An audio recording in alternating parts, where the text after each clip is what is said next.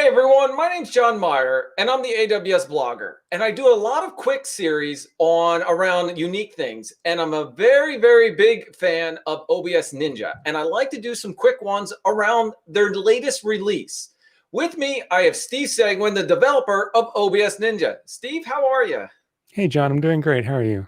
Great, great. I love having you here on, I want to call the show or the podcast. So I really appreciate it. And I appreciate taking this time out. This is only going to be a quick 15 to 20-minute series. Last time we did one on release 13.4 with some cool director text messages. Also, the awesome Fileshare app, which I know you did some modifications for this latest release. But let's talk about version 14. Version 14, you have some cool things coming out. I went through all the release notes, but I'm going to give you the floor here and let you talk about it. Let me know when you're screen sharing, and we'll go ahead and transition over to that. Okay, so version 14 was a release focused on features, less on bugs and other backend fixes. So quite a few large feature requests were made. I'm going to pull up the current OBS.Ninja page, and I'll just point out that at the bottom, you can find previous versions and upcoming versions usually listed at the bottom, release notes here, but then we can just click on this and go to the beta. You can also go to the beta at obs.ninja.com/beta. This is version 14. This will be live within the next couple of days, but just in case something goes wrong, you know where you go back a version or go forward a version. One thing that's new off the start is there's this little button here. We'll see how long this button lasts, depending on user feedback, but it unlocks a lot of the advanced features that we talked about last time. Polish was added this time, so now they work a little bit better. I feel a little more comfortable making them available to users to play with. We have the media share functionality. So there's been a few fixes here, but you can now share multiple videos by holding control down, and you can select multiple videos that way. There's share a website, and you can put in a website like OBS.Ninja. You can preview it, and you can also then share it. And in this regard, it acts kind of like a video, but it's a web page you're sharing. And I guess I could demonstrate how that looks like to a viewer. I'll take the link. I'll post the link in here, and the user sees the website with a dotted outline indicating that the video is actually an iframe, and you can interact with it. So the idea here is you could put a Twitch stream video embedded into this page. And so when you're in a group call, you can embed that video with the group. One of the reasons why you might want that is if you have everyone in the group disabling their video, you can have a larger group and use the output of like the Twitch stream as like the reference video for everyone in the group. So you can have group sizes of 30 to 40 using peer-to-peer networks, using the Twitch output as a poor man's live streaming service. First of all, whoa, wait a second. You just went for a couple of things here. I'm totally mind blown at this, and I'm already thinking of some cool things on how I can utilize this in my streams or going forward. This is completely awesome. I like that feature. I will be testing it out and seeing how I can utilize it going forward. I'll tell you that. Awesome. Yeah, see if I can give you an example of, in this case, I have here myself. I have the video and the web page now side by side. So this is just an example of a group room where you can play two streams together. And yeah, so you can have this scaled out as much as you want. When we go over here, you'll actually see the microphone changes color when I talk. And so that's another feature in this release. Guests, when they talk, will have visual feedback on audio. It's a little bit hard to think when I hear myself, though. It's like a repeat. You're talking to yourself. What can you say? There's a few other things I can show you here. Actually, we can do hands, which is a feature. And so when we do hands, when a user joins a room, well, maybe I should join make a room first. So I'll make a random room, and some of the new features here is you have the option to add the broadcast flag automatically to the URL when you invite people. We talked about the broadcast flag last time together. Yep. Now you can just check it off yourself. You can also set the default codec you want to use in OBS or vMix or whatever. Some people like to use VP9 or H.264 because of pixel problems. So those are options you can now select. I'm going to invite this user in. And when I invite this user in, I'm going to add hands as a word. When they join, they have a hands button. And if they press it, the director sees Oh, this look at little that. yellow bar. And the director also has a little green icon indicating when the user's talking. So when I talk, it turns green. And the director can just click it, and they can dismiss the user essentially. So that's one way of using it. For guests, there's other features available. We have a new audio pipeline. So you can now add features like compressors, equalizers, limiters for the guest. So I'll join as a guest with that added. I'll click on the little gear icon here. And we already had video settings, but now we have more audio settings. So these are unlocked when we add the equalizer. And I can play with these settings, and I can change the tone of my voice with these sliders. So Can that's you make your voice sound like the cool radio announcer, like going really like? yeah. Right now I'm on live stream with you. I didn't add the EQ flag to our particular stream. That's all right. That's all right. That was pretty cool. Just thinking about that one, I could start recording some of those radio station announcements. Hey, cool radio voice guy. Totally. You have this set, I guess. Yes. Okay. So you also can do an equalizer. You can do a compressor, compressor, limiter. Now, those don't have any dials to play with. Those are presets. You just apply them, and those will keep your voice at a more constant volume level. A director has a new feature, and it has the ability to remotely mute a guest. So they can press mute the guest, and the guest won't know they're muted, but everyone in the room and everyone in the scene, like in OBS, will no longer hear that guest. The older mute in scene button is still there.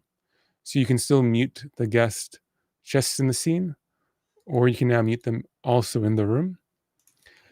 You have a volume control button here. This now applies to the guest everywhere, not just the scene. So if a guest in the room is too loud, or maybe you have background music you want to control the volume of, this will now control that everywhere. Yeah, so those are some of the new features there. Something that you don't really see is we have new reconnection logic. So as a guest, if you unplug your camera and plug it back in, it will reselect the camera. You have the ability to refresh your camera.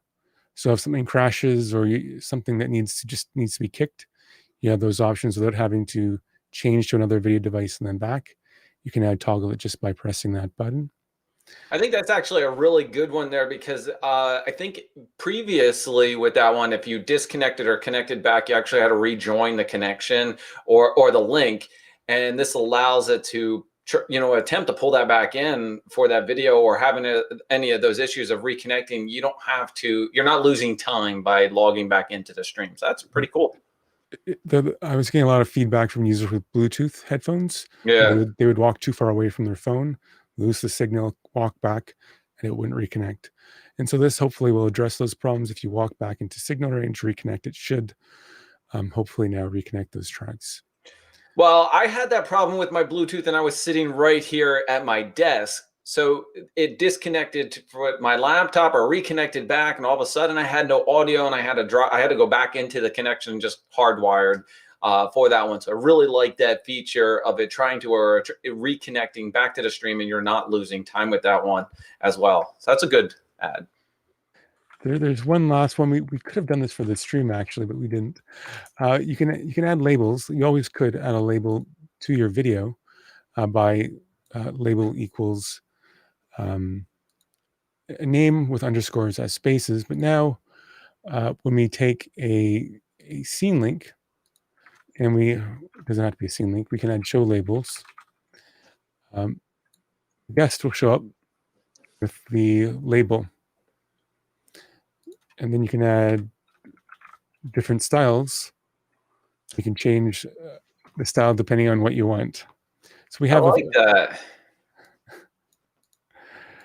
I think we have styles that replicate Teams, Skype, a few of the popular ones. So if you want to, keep the same style that you're comfortable with, you can do that, or you can try some of these new funky ones we have, like this fire one. And this can be used in the group room. It can be used also on scenes. So I have a question with that one. Now that's actually really good with the group or on the scenes.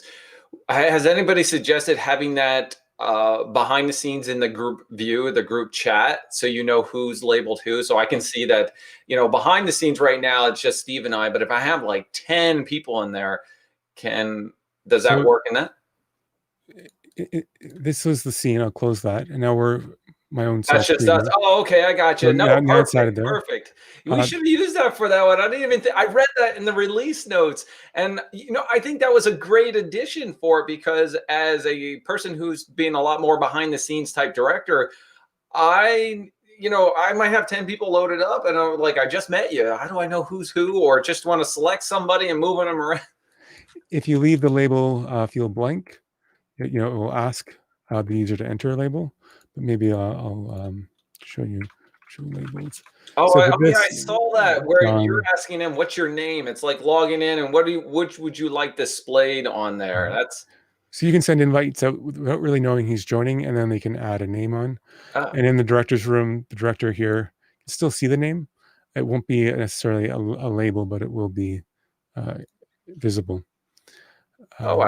I like that one. So it's going to see. Now I have a quick. Oh wow, there's some ideas here. I would think. I'm thinking the name transitioned into their streaming ID as long as it's unique, and now that's but then you're populating. Oh, I'm giving all kinds of ideas here. I suppose the final feature that I can talk about is down here. I moved the go live button for the director to feed their own video back into the group chat. To the bottom here, when you press it, you get the option to choose a video device that you want to share. So I can join as the director now instead of having my own unique link. I can join into the. Yeah, that's pretty cool. You turn it on by default. We'll have audio on by default, and you can have all the same controls that you want. It's just a minified version that's out of the way. And things like you can hide the links page now. There's a lot of custom links. You can look into the advanced documentation, but you can hide pretty much every element on this page depending on what you want to do with it. That's the basics. Now, wait a second. I read in the release notes here about a chat pop out. Oh, so yeah, here's the chat. You asked for this. Yes, that's why I wanted to bring it up. This is actually pretty cool. So now I suppose I haven't actually tested this. Hi. So, hey John, test. And so now this just is like a mirrored copy of the chat you already have. They kind of are in sync. If you send a message from here, it goes to there. It also goes to all the guests, and you can see it. Yeah, you can put this wherever you want. Nice. I like that because I want to move it to another screen. Maybe I'll have a little bit of an iPad. I want to close the chat on the main director window or my screen sharing window. And I want to have this little pop out that I can talk with any of my commentators or guests out there. And I can provide them with some, insight. It's almost like the voice in their ear, but I am the voice on the screen. Absolutely. So if you have any further feedback, of course, I welcome it. I'll try to add it in as quickly as possible. For the next version, I'll probably be focusing on improving the director's room, giving the director more control over the guests, allow them to change compressor settings, change camera settings remotely. And also, I want to have the group room support larger groups. So instead of being limited by like 10 to 30, I hope to try to get that up to maybe 50 people without as much stress on the system. That's pretty cool. I like that. First of all, I like the pop out thing on that one. Before we wrap things up, I know you and I have talked about it, and I think this is something a lot of people might feel like there are so many cool features and hidden gems, I call them, that you have to know the parameters and the prefixes, and you have to go search the wiki. I think the only thing stopping you from adding these as options is where to put them, what them to look like, and how to utilize them, and what are they going to look like. My suggestion, I'm going to put you on the spot here. My suggestion is to just put them on there and work with it on that one. But don't hold me to it. I'm just one person here. I like that one. It's the view only. I only want to view prefixes, audio, iOS force for the pop-outs, the labels. All these are so cool options. I think a lot of people don't even know about it because, well, one, they're not going to the wiki to read all the features or play around with them. Here, you can click a button and it would be an option on that one. Just a suggestion. Oh, it's a great idea. Yeah. For me, UX is not the easiest thing. So I rely on user feedback to help me understand what they want, what they don't want. And you can join the Discord channel. That's where a lot of this takes place. And if we can figure out a way to add a function that doesn't annoy everyone, it will be there. And I love your feedback. I love the fact that you like the idea of just throwing things on. I'll throw a few dozen on for next release. There you go. I mean, just some of what I would do, and maybe a suggestion here is, what are the top, like, I don't know, 10, 12 features that people use often or would like to use, and maybe two of those are hidden ones that nobody uses but are very valuable to that one. Throw them on there and see what it takes. I'm not a UI guy either. I can't design to save my life or layout. This is why I live stream and everybody else helps me out. The new UI that you released, it's been 3-4 months now, the director panel, that I like the layout. At first I was like, but I do like it. It's grown on me. So I can see the director room changing quite a bit, especially with this upcoming release. It's hard to say. I'm at a point where I am really desperate for feedback because my own vision on how this should look is muddied. But yeah, so feedback welcome. Feedback is always welcome. And as we wrap things up, Steve, let everybody know how they can contact you, how they can reach out to you, join some of the chats. I know you mentioned Discord, Reddit's another place, but provide them all this information. Let them provide some feedback to that one. Also, before I end that one, you got to follow us on Twitter and all the release announcements. My YouTube channel, subscribe to this one. I try to do this with Steve all the time. And Steve, let everybody know. You can hit me up on Discord at discord.obs.Ninja. You can also check out Reddit at OBS.Ninja as a subreddit. And awesome. Steve, thank you for your time on this. I really appreciate it. I can't wait to version 14 is officially released, but you can play around with it on /beta as well. And Steve loves the feedback. I talk to him almost daily and provide him some of the feedback, or I just tell him I love the product and I can't wait to use it next time. So Steve, thank you for creating something completely awesome and that allows me to stream at the drop of a button. Thank you, John. Thank you for using it and thank you for having me. Yeah, no problem. Thank you, Steve. Happy holidays and enjoy. You too. Happy holidays.